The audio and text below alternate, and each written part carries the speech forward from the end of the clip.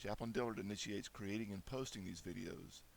Their contents and YouTube's linked videos do not necessarily reflect specific beliefs, practices, requirements, or endorsements of the Department of Defense, its subordinate organizations, or other groups with which Chaplain Dillard is affiliated. Welcome back. Last week we talked about where group values come from, whether that's national, organizational, family, whatever your group is.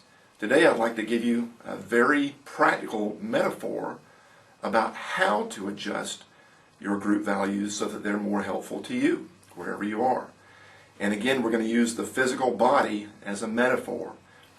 Whether you are a runner or can just think about the concept of running, I think this is going to make sense to you. In the military, we quite often have group runs. We'll get together as a platoon, as a battalion, sometimes even brigades and entire divisions, and we will run 3 or 4 guys on a team, or 300 or 400 in a larger group. And generally we do it this way. The bulk of the group stays together in formation, but there's always some that are a little bit stronger and always some that are a little bit weaker.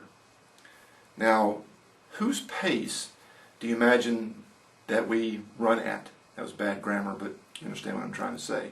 Well, there's 2 answers to that. One, there's a standard. We have to run at a certain standard. In the 18th Airborne Corps, for example, 4 miles at a 9-minute pace is the standard. For an individual PT test, it may vary according to age, but in your organization where you work, there is a standard. So there's a couple different ways that we deal with that.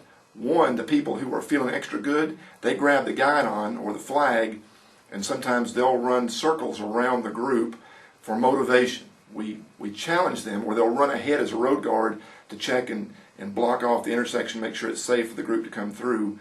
We make sure they get a little more challenged so they can stay motivated and they can motivate us. The folks who are weaker, and when I say weaker, that doesn't mean less valuable.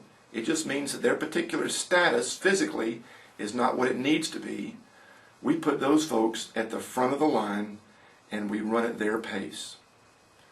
What happens if we put them at the back? We run too fast and we leave them. If we put them up front, then we motivate them, we all stay together, and it's a win-win for everybody. Now what if they still can't keep up? Then we give them remedial training. It means we give them extra attention, not as punishment, but to help them come up to the standard. So let me ask you, as a group, and this is kind of a trick question, as a group, who are the weak people in your organizational values? And the answer is that everybody's weak in some value.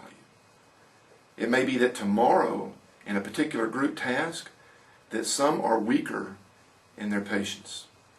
But those same people are strong in their creativity and their wisdom.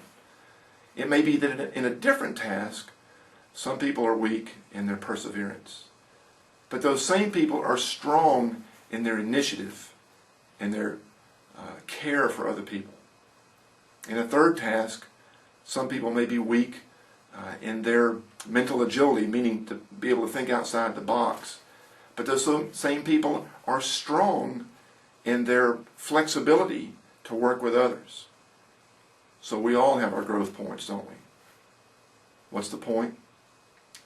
Identify yours and ask for others' help. Look to those who are strong in that value that is relevant to your team, whether it's your family, your organization at work, your friends. Look inside yourself to see what you need help in. Look to others who can help you in that. And then also look to the weaknesses or the deficits on others in your team, and you help them where you can. Because it's a group run, right? It's a marathon. Sometimes it's a sprint. But in terms of group values, it's always a group run.